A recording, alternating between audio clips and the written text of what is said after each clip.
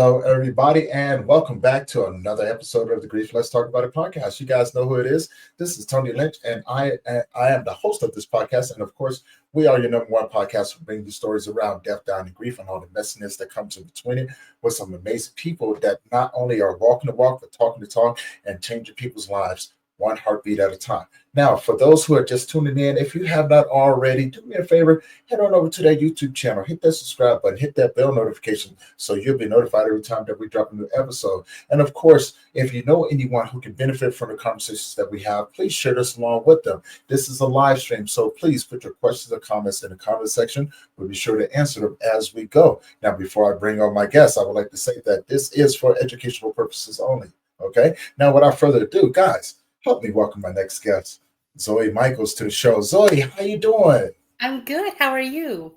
I'm doing well. Welcome to the show. Thank you very much. I really appreciate you making time for me.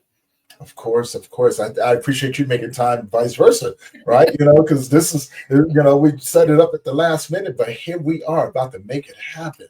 Sounds like I can't wait. Yeah, this is good. I am truly excited. Now, before we get started, introduce yourself to the audience. Tell people who you are, where you're from, and about the work that you do. Yeah, absolutely. I'm from a family that moved a lot. My dad, people always thought, "Are you in the military?" But he just had happy feet. He was always on the move looking for someplace nice. So I got to see a lot of the United States with all the places we moved. I also had a chance to live abroad with my ex-husband for a while, so that was interesting.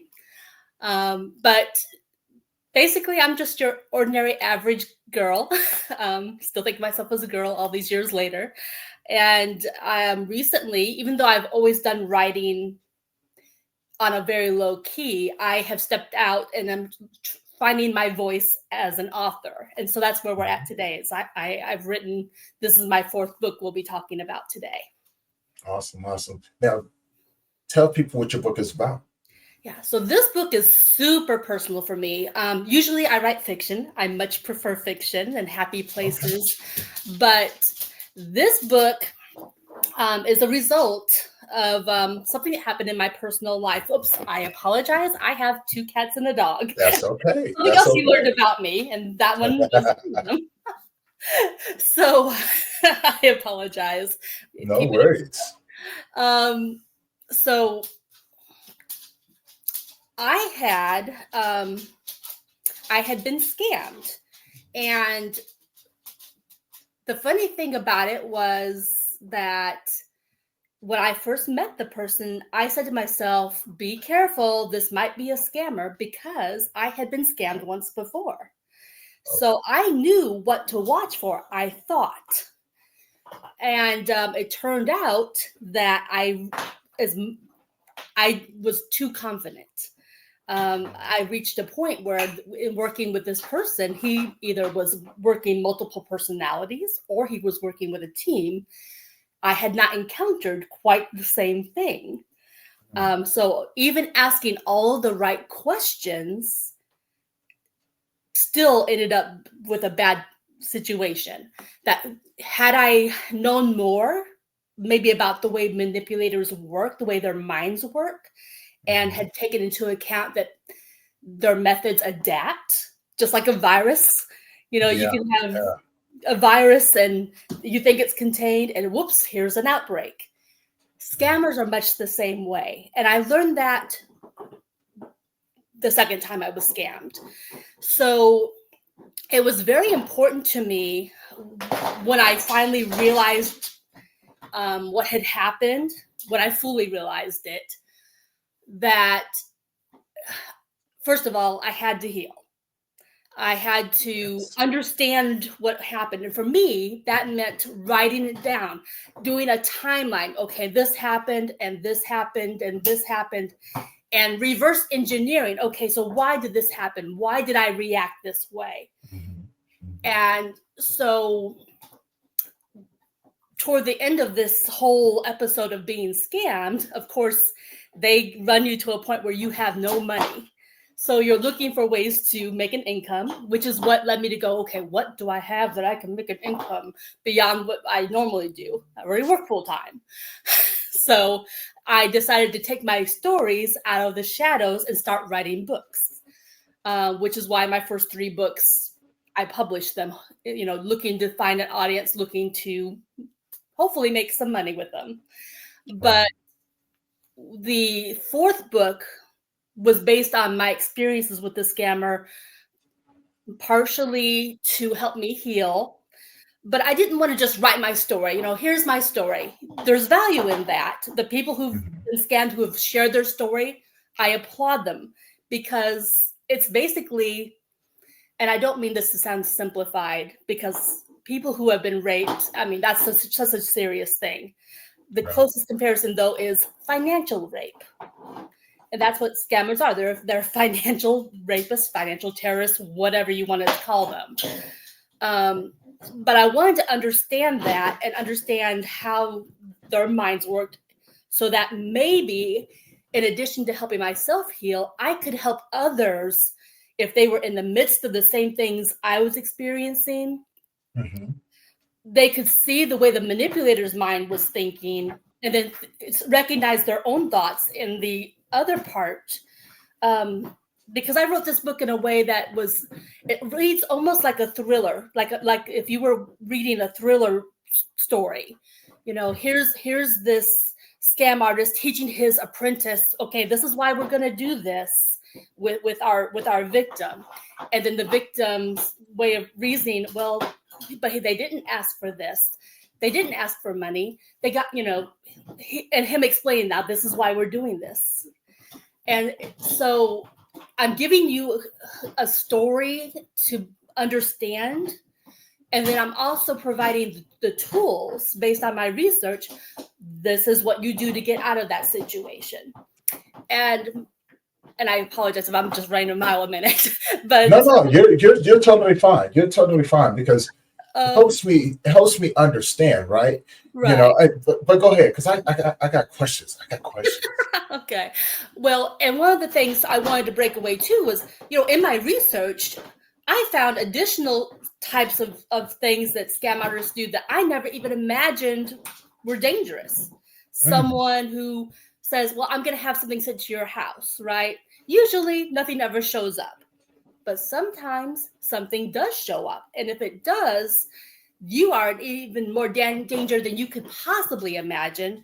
Maybe from the scam artist, but more likely they've sent something illegal. And guess what?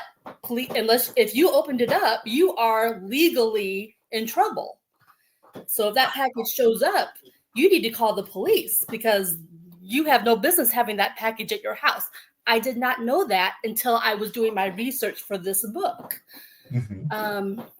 But one of the things too, I apologize, another cat's about to jump at me. That's okay.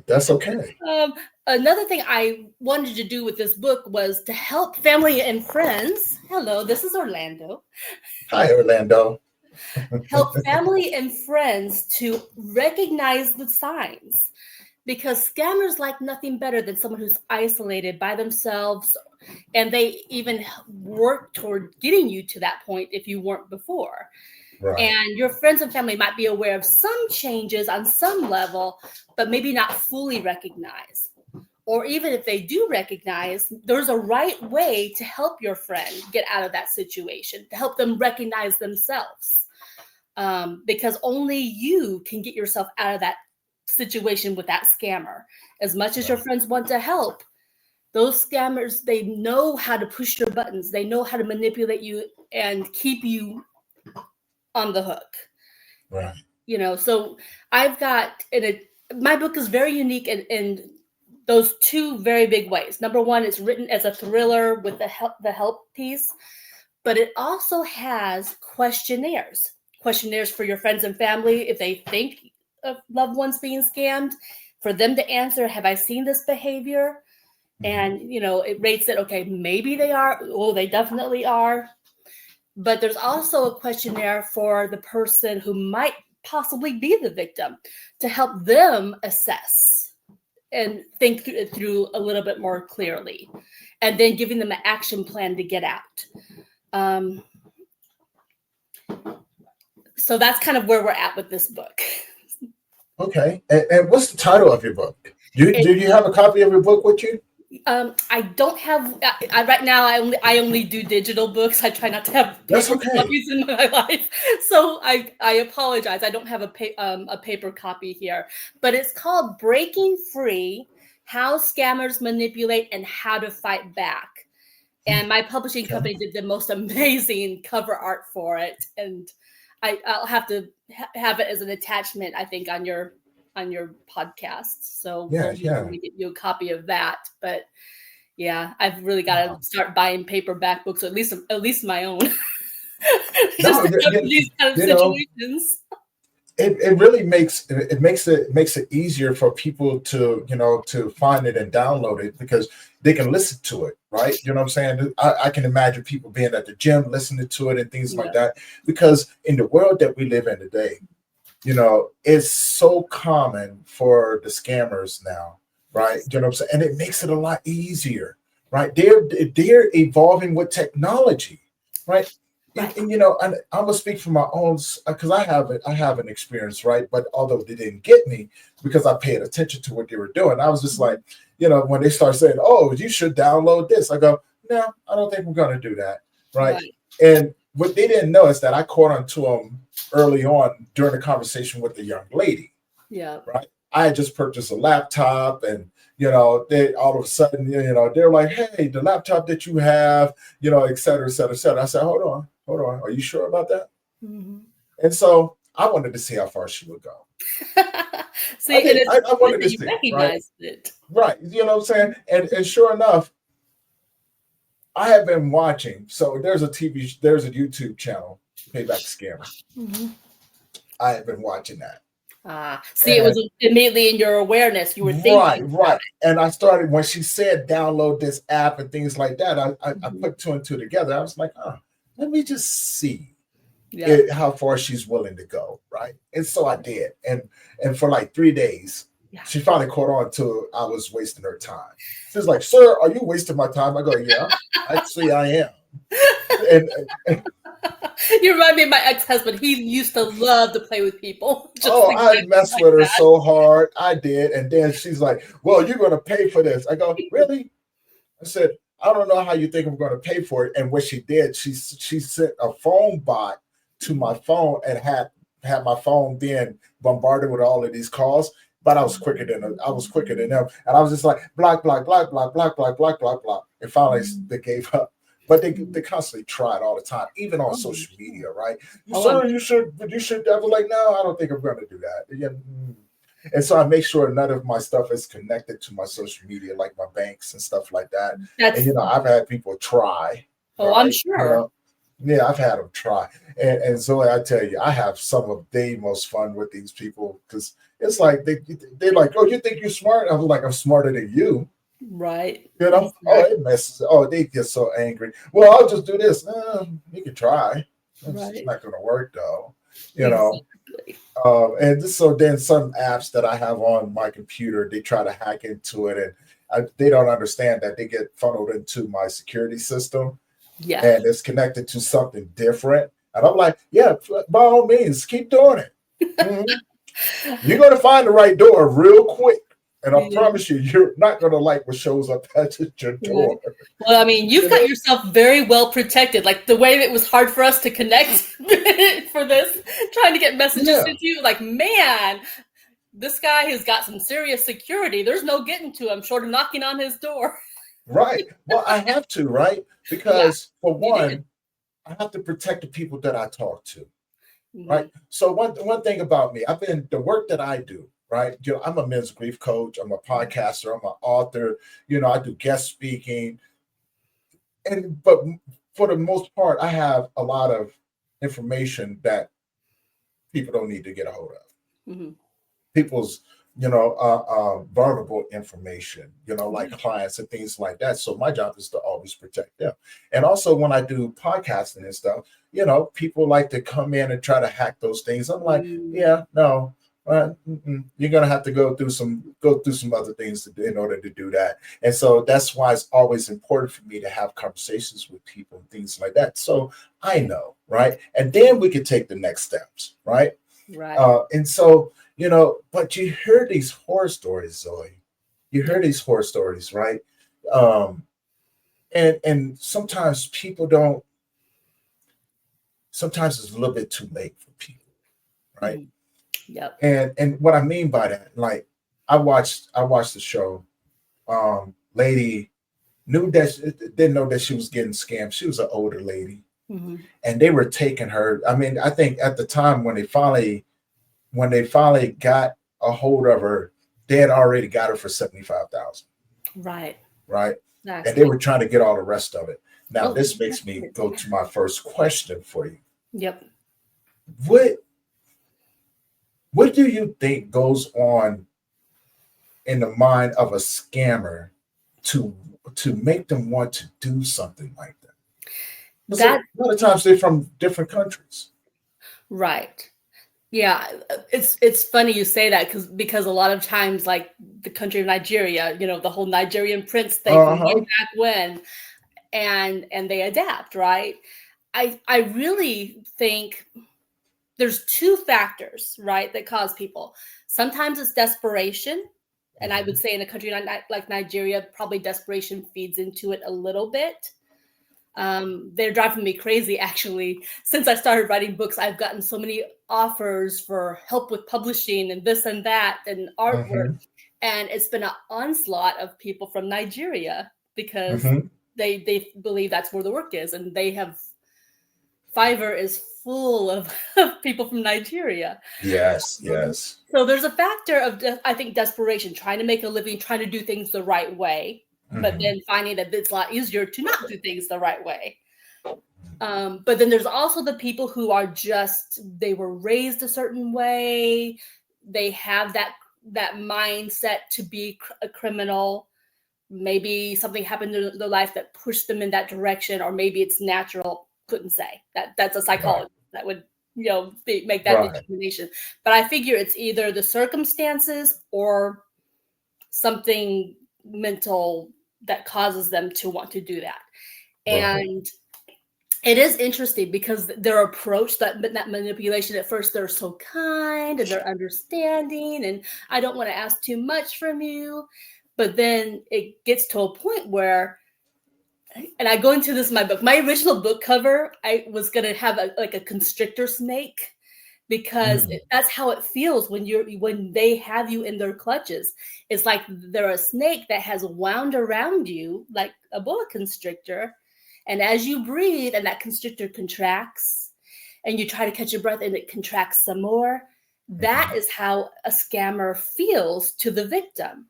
There comes a point as a victim where you are so deeply, you're talking about grief. Your show was about grief. You have that grief because they set you up in a situation where you're supposed to feel that grief. Or they put you in a situation where you're so desperate that you don't care if you live or die. I actually, for the first time in my life, during that second time being scammed, went to the doctor, asked for medication because I was so deeply depressed and full of grief. And every day I woke up thinking, I don't want to live.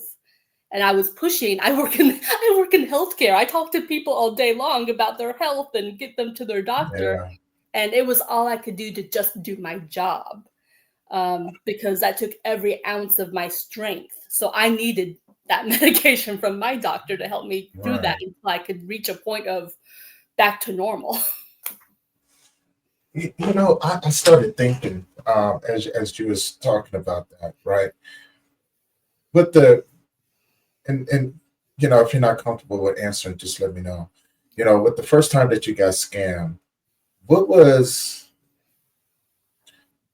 what was how did they approach this, right? This way it gives the audience an idea because there's probably someone out there right now that may be going through something similar and not even knowing that they're getting scammed. Well, exactly. And that's what happened to me the very first time it happened. And it's funny because I feel like it's always at a point in time when I'm at a low point in my life. Mhm. both times it was low point financially, actually. The first time I was still married, but my husband was gone taking care of business. But we had reached a point where we were in such deep debt because of his financial decisions that I was going crazy trying to figure out how to make ends meet, trying to figure out how to make money myself, trying to do a business and doing online advertising. And that was actually how they found me. Mm. And so it went from, talking about business and hoping that they would, be a potential, if not a potential customer, at least someone who would lead me to a potential customer. Right. And they built that rapport. And so in the same way, this time around too, but again, I was on guard against it, but it was right when I was trying to make a push to try to build a business. The second time I was trying to work in the field of travel. And because that was something that I had an interest in, but also, the means for it. And again, potential client, hopeful and building the rapport. Mm-hmm. And thinking, okay, well, this is someone who, I'm going to be able to work with. And they ask for these things that are not monetary. They get you comfortable saying, well, yes to this. And you're building that relationship thinking, okay, but they're going to travel. And so then they're going to say yes to you. Mm-hmm. Well, in both my situations, it was very similar in that I was trying to do something to improve my own financial situation. Okay. Well, that makes a lot of sense because I've seen probably 6 formats of the scam. One being Geek Squad, another one being PayPal. All of those different areas. Or the funniest one I had, where I was looking for a place. I was with one of my ex-girlfriends, Mm-hmm. and we were looking for a place. This guy was he said he was in a whole new state. Red flag, right? But unfortunately, my girlfriend, she was falling for it, right? Because the house that we were looking at, nice little 3-bedroom house, the monthly rent was phenomenal, right? Which is unheard of where we at. So another red flag, right? But she was like, oh my God, we can do this. And so the guy was like, yeah, if you send me $700, I can send you the key. I was like, hold on. What do you mean sending you the key, right? And my girlfriend, she was like, no. He's in North Carolina. I said, I said, so I did what I felt was comfortable, right? I said, you know what? Tell him to give me a call tomorrow. Yeah. Right now, I don't want to talk about it. And I sat down and I thought about it for a minute. I said, ooh, this is about to be real good. And I told my girlfriend, I said, like, don't be disappointed if this is not what you think it is. Oh, you just, so of course, had I left it to her own thoughts and actions, she would have been got. And so I told her, I said, just have him give me a call tomorrow. So of course, like clockwork, he gives me a call. Right? He didn't know what I did. Right? I had already set it up to where, you will call me on my phone. I have it running through my security system. Recording it. No, I did. Not only was it being recorded, but it was being funneled. So as it was trying to get me, I was funneling his information through my system through another system. Yeah. And I was just like, yeah, please just keep talking. Right. And so he's like, you got to act fast. I get hundreds of people every day and everything. I said, but you said that you're in North Carolina. What part of North Carolina are you in? Yeah. He goes, what do you mean? I said, because, wherever you at, I can get a hold of one of my cousins. Yeah. And everything. And I can wire them the money and he can come over and get the key from you and mail the key to me. Oh, no. I was like, okay. I said, well, I'm not going to send you any money. Right? Because if you're in North Carolina, I got family out there. I can have them come over. They can see you legitimately. I said, and what's the name? What is your name? And so what he didn't know is that the guy that he was claiming to be was sitting next to me when I was doing this. Wow. Yeah, so that was another thing. So I had done my research, right? Yes. And I was at the house because I told him, I said, well, if you're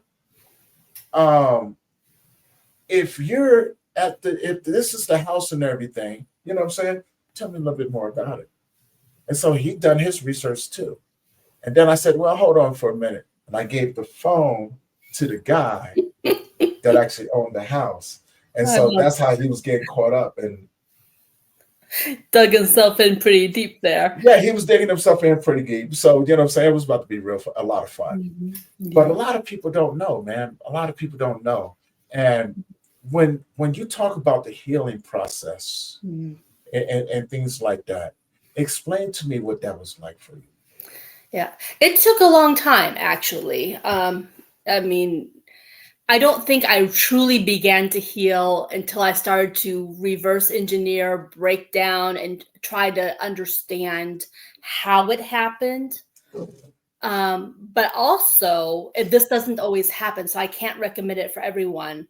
But it helped me to have some degree of closure when I also saw the person under a different name with the same picture on Facebook. Mhm. I had been looking for conclusive evidence the whole time. Like, is he scamming me? Is he not scamming me? I kept looking. I did reverse image searches. I did extensive research on, the school he supposedly had gone to. And I kept coming up against, nothing conclusive. And there was just enough doubt to make me go, well, okay, I'll give you benefit of the doubt, which, they love.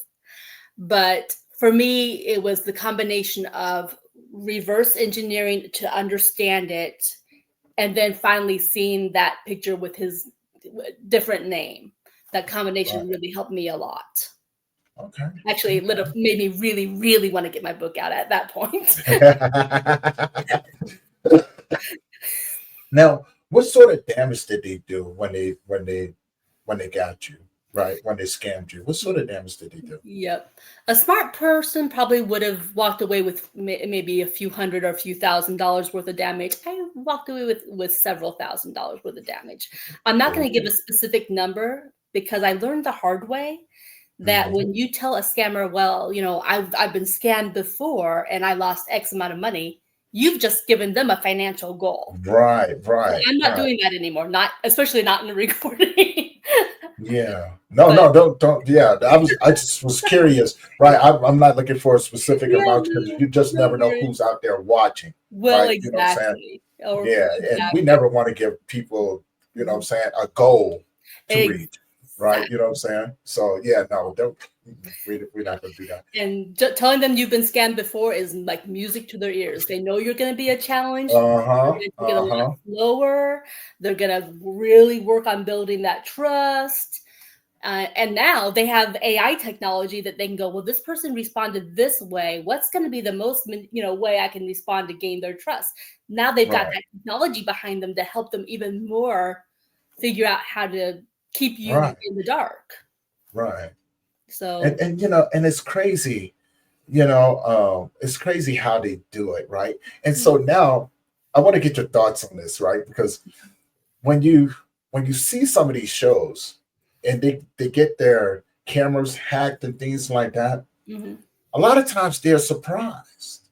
Well, some of the people are surprised, and it looks like a total network, right? You know what I'm saying? Of people making phone calls, like So my thing is, how deep does the scam go? Are they're telling these people, they're giving these people this format of how to talk with you, mhm, and then they get it to a certain point, they hand it over to someone else, right, etc. Right? You know what I'm saying? And then from there, it goes to another person, right?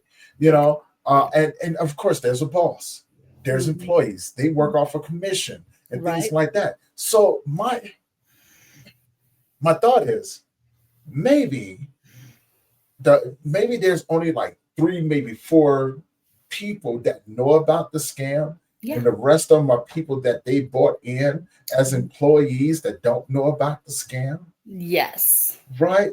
Like, how crazy is that? yeah. I mean, it's a whole network. It's a whole business, really, when you think about it. The way that they've got that set up. And Hmm. like I said, even in my case, this last time, the first time I felt like I was only working with one person and I was able to get out of that easier. Uh-huh. But this last time, I feel like there was at least 2 people, if not 3, involved. Either that or the guy had 3 different personalities he was working. But, Right. everything that I thought was true, usually I felt like I could spot a scammer a mile away. You look at Mhm. their profile, it's a short timeline.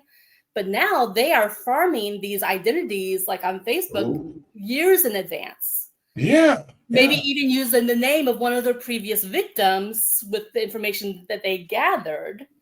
So they're letting it, mature until they can use it later on, right? Mhm. And then they take people off of Facebook as far as their conversations. So if you could report, like I reported the guy with the new name, Facebook's like, it doesn't, do anything with our community policies, Oh it'll my stay. God. So like, well, okay then. And there's no way to message them and say, look, I've got proof. No, it's just that, it meets our community standards. So the only way to protect yourself is to really understand possible scenarios and the way that they Mhm. think, because, just like I'm going to go back to the virus, you know, the medical professionals, they recognize, let's say, the flu virus. It has Mhm. a specific look to it, but there's variations, right? But the core virus is the same. Same thing with a scammer. Some things are going to be the same no matter what, Mhm. but there's going to be those variations, that you may not see coming, and you may not recognize it for the disease that it is. Right. Right. Wow. That is that is crazy. Mm-hmm. It's crazy. Oh, You yes. know, Yeah. and when you think about the networking that comes along with it, because I think about when I think about the stuff that I do during the day, right? Mhm. I network with people, of course, because I have a business. Yeah. In order to get to know them and things like that. And I'm going, You have if to. they follow this same blueprint, Yeah. And they right? could. Wow. They could. This is one of the things that tripped me up. So early on in talking to this guy, he voluntarily sent me a picture, right? Hmm. But it wasn't of the same picture that was on his Facebook profile. So I thought to myself, oh, what's this? Let me see if I can catch him in a lie. I was still like, scammer. Hmm. And so I made a comment, oh, that's a nice picture. And then he came back, whoops, I sent the wrong picture. I sent one of my coworkers. Here's the picture of me. So either he made an honest Mm. mistake and caught it, or that was part of his plan. He Right, wanted me to right. know there was another picture and a name attached to it, so that I would then research that person and try to validate him that way. Could have Yeah. been either one of those scenarios. Well, it's building trust. Exactly. It's building trust, right? Hmm. And this is something that I learned a long time ago from a guy. Um, and it's you probably heard this before. Uh, the game, right? You know what I'm saying? The game that you play with people, the Yeah. game of life in general, right? You know what I'm saying? And he used to always say this to me, look, man, the game is to be told, never sold, right? Hmm. Hmm. And when you understand the game, they use it as the format for a lot of things in life, Right. right? Survival, Hmm. how to make money, Yeah. the people, but you have to recognize the players. He goes, the only thing about the game that always changes is the people, Yes. names and the faces, right? But the Exactly. game always stays the same. So So, true. you know what I'm saying? When you understand that, he goes, then you flip it around and look at it this way. This is something that is universal. Yeah. It's chess, it's not checkers, Right. Well, right? and here's something too. So just like you as a podcaster have a core audience that you're aiming toward, Mm-hmm. the scammer has their core audience they're looking for. Right. You know, I've as I've been researching podcast programs, I stumbled on one about people who are naturally empathic, right? They Right. they're very kind-hearted to the point where they can be taken advantage of. Right. And I had not consciously thought about the connection until I saw this particular podcast program that I, you know, reached out to her about. But I thought, well, that's exactly it. That is the scammer's core audience. They don't want a narcissist. Narcissists so only care about themselves. They're Right. never going to do a thing for you, right? And I say that loosely. Sometimes, I, No, it's true. It's definitely true. I don't I've mean been in a relationship with a narcissist, so whew. exactly. But an empath, not only will they do something for you, they will look for things to do for you. They want to do things for you because that's who they are. Right, right. You know, there was one day I was shopping at Aldi's and I saw this homeless man, and he didn't ask me for anything, but you know what? I bought him a bag of groceries. So I was their core audience for the scammers, Right. just because that was the personality, right? And I forget where I was going with that, except that the idea of the core audience. So they know who they're Right. shopping for. They want someone who's maybe lives by themselves or who feels isolated or at least emotionally distant from their spouse, if not physically distant. And they definitely want someone who has that core kindness, because they weaponize that kindness against the Yeah. person. Yeah, I kind of figured that. Yeah. But also they're looking for older people, senior citizens and things like that, people that can be easily manipulated, and maybe someone who has been in situations and automatically goes, oh my god, I gotta go take care of this, right? Type things. So I get that part and everything, which now leads me to my next question. What are some questions that family members can ask um to to be sure when someone that they cares about is being scammed? What are some of the things that they can ask in order to kind of open up the doors? Absolutely. So I think what you're asking me is what they should be asking themselves first. When Okay. before ever approaching the person, because directly approaching the person maybe isn't always the best plan. Having an open door, having a hearing ear to them is, being supportive up to a point is. But this is why I go to that questionnaire. So, you're looking for behavioral and emotional changes. Emotional changes, Mhm. in my opinion, are very big. But behavioral, are they more withdrawn, secretive, less engaged with family and friends, right? Right. Right. Are they spending more time than usual, on the computer or at odd hours? Are they unusually distracted, anxious, stressed, especially after receiving messages? Have they made any crazy financial decisions? For example, selling their car abruptly and suddenly not having a mode of transportation. um, Ooh, I've you seen that know, happen. yeah, absolutely. Are they isolating themselves from people they would normally trust? So there's a lot of questions out there. Are they able to make their bills? Were they very responsible and suddenly they can't afford to pay their electricity?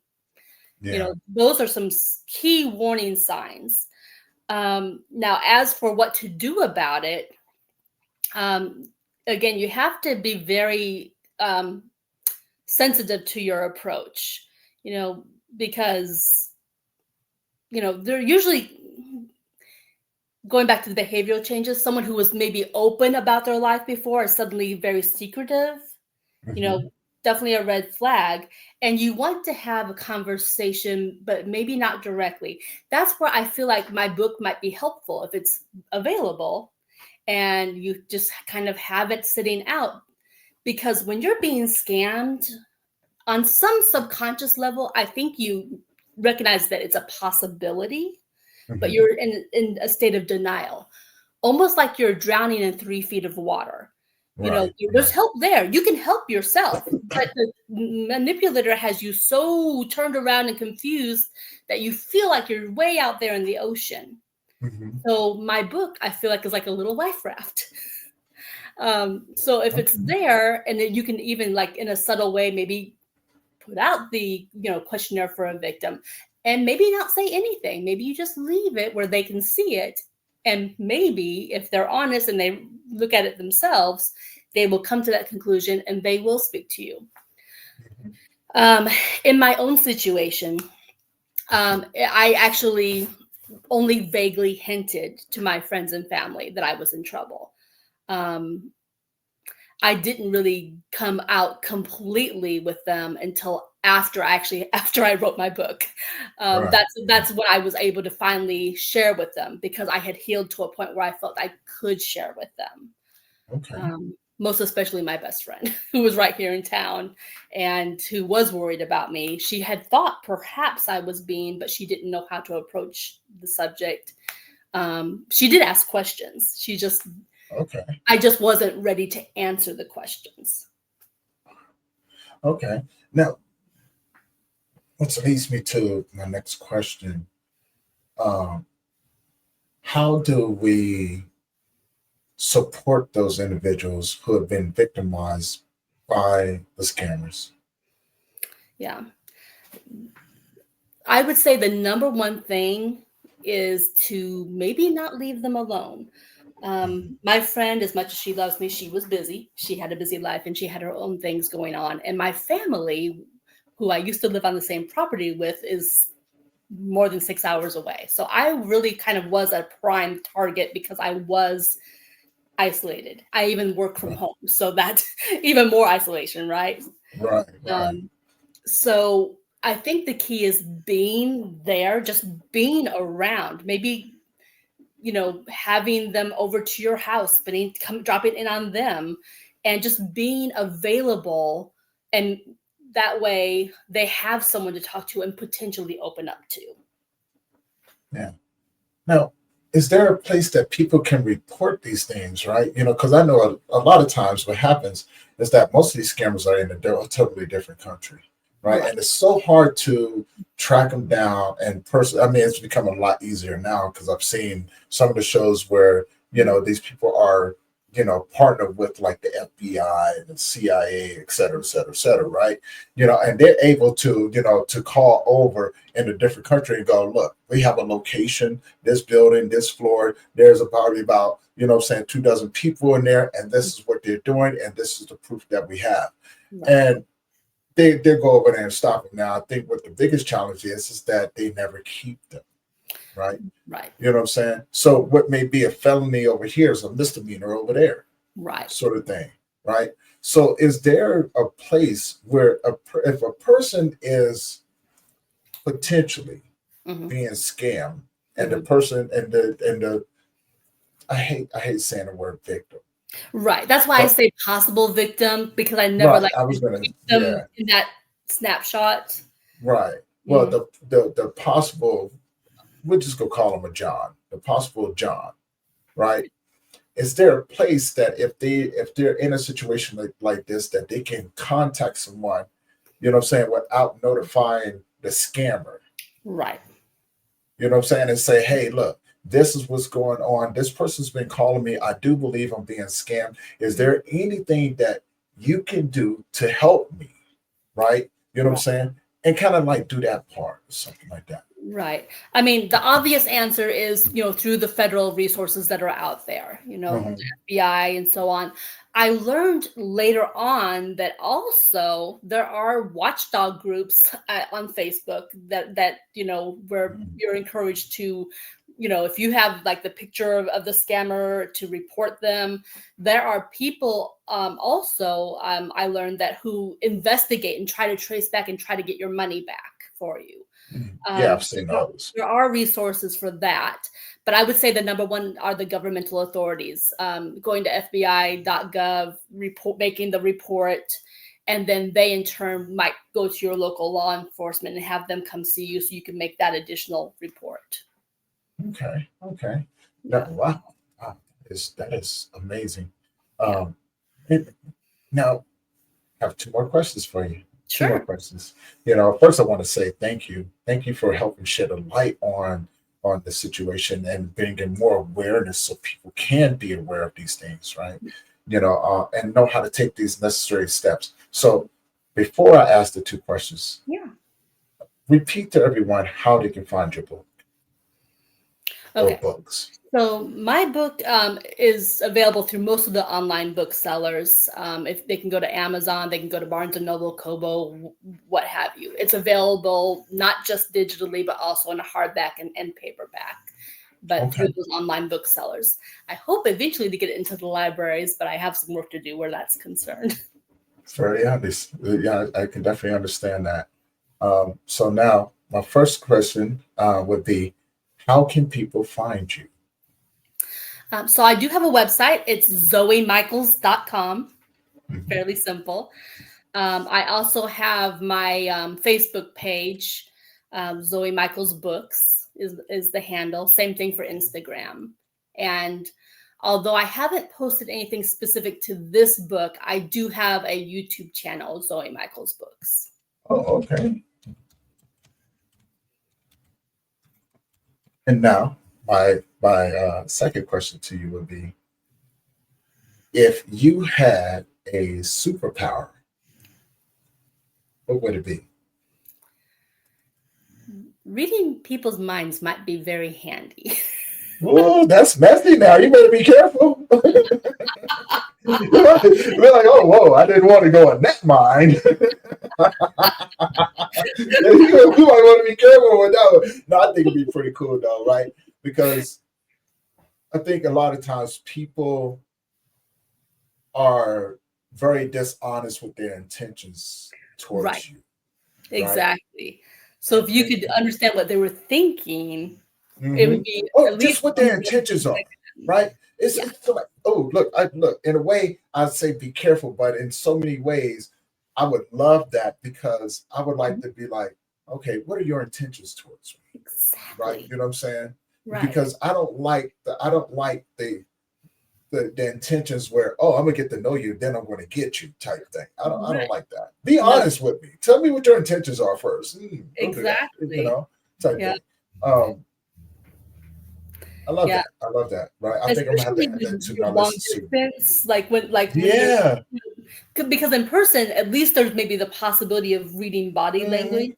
Maybe. I mean, there's still like your people out there who are very good at masking their intentions, even with body language. But Right. I do I envy my parents' generation because so much of what they did was in person. Everything was in Mhm. person.